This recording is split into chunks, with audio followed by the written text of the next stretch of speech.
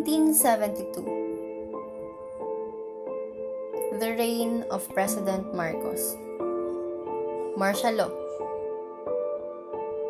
where chaos, terror, and injustice is sweeping the whole country. Students are maliciously caught for investigations.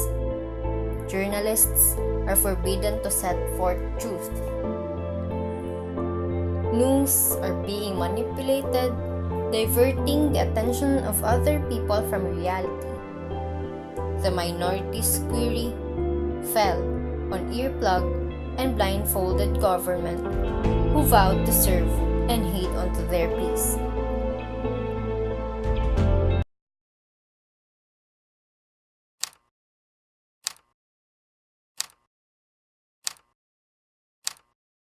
I am just one of them.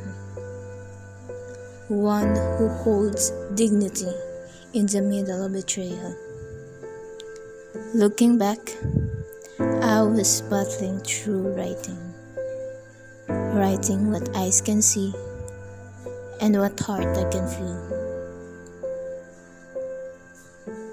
And suddenly, the doom approaches. Some of the demon's angels are not taking away the things that keeps me going. I become hopeless by just looking at them, rifting away the sword that I'm holding.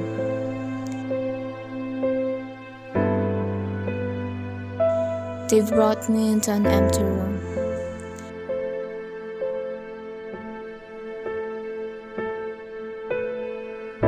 Tied me around, covered my mouth, and hit me with a hard rope, and was about to shoot me with a gun, facing my forehead. But they're idiots. They forgot to cover my eyes.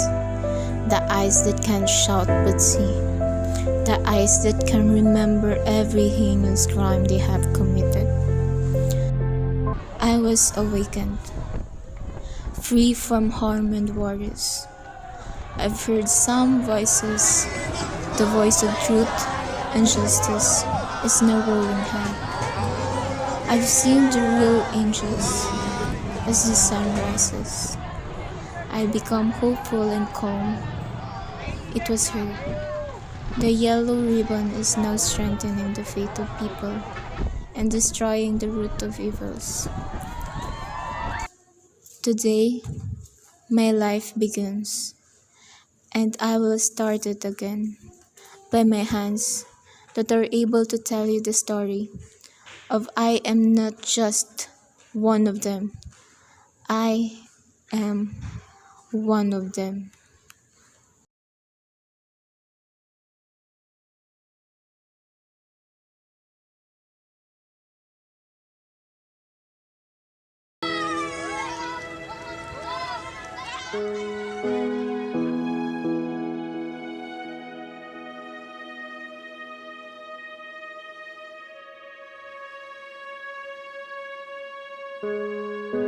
Tagu-taguan, maliwanag ang buwan.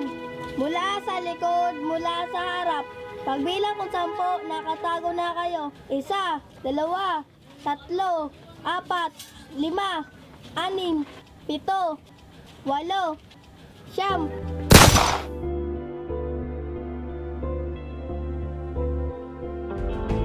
Late afternoon of October 26, 1972. I was out playing with my friends around the noisy and cramped neighborhood of Tondo. I was so good in hiding that even my friends tend to complain that I always end up being the last one to get caught. This time, I hid in a vacant space near our neighborhood. No one seems to pass in this area. Time has passed and the night has came, but still, no one caught me. But unlike our previous games, this time was completely different. I was about to leave my hiding spot when I heard a womanly scream of helplessness and terror approaching. As I got closer, my heart began to pound painfully against my chest.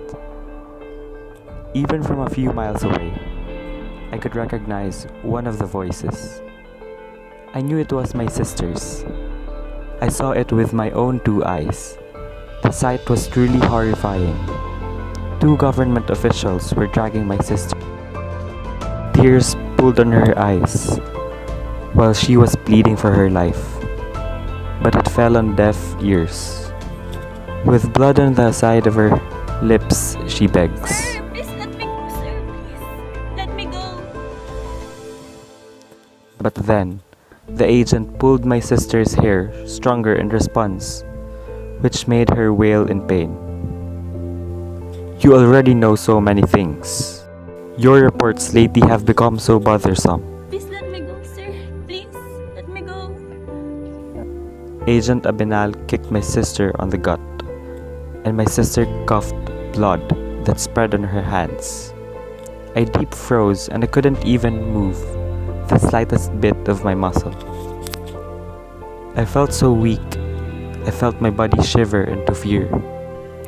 My whole body numbed, and tears from my eyes were the only thing that seems to be moving. All I could do was look at my sister get tortured and tormented by these agents. From that moment, I felt my entire system starts to deteriorate. I was too scared that I couldn't even breathe properly.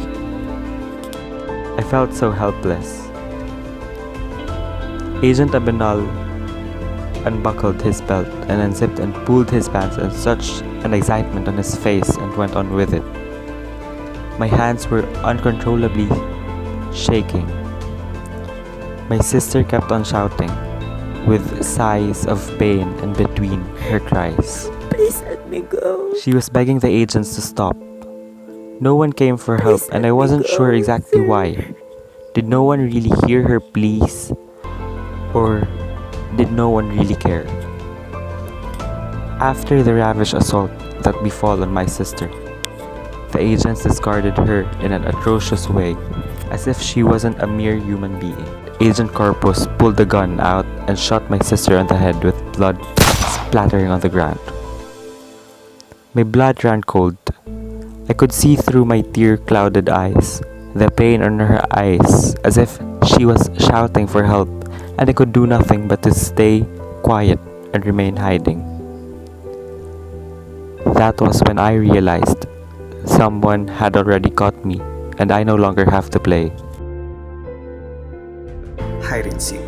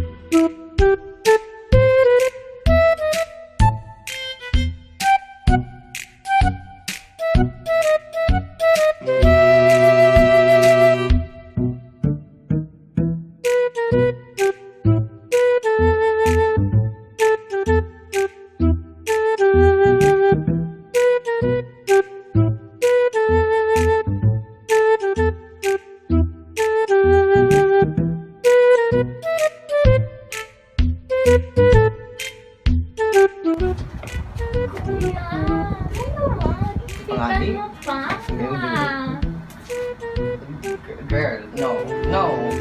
Sabit ko. Umayos ka. Ayusin mo yung Dapat dalawa, ba't isa lang?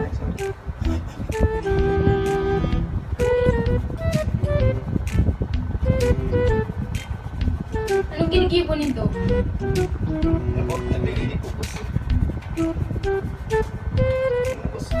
Ipuputo ko na ni. Ipato ko na kuya.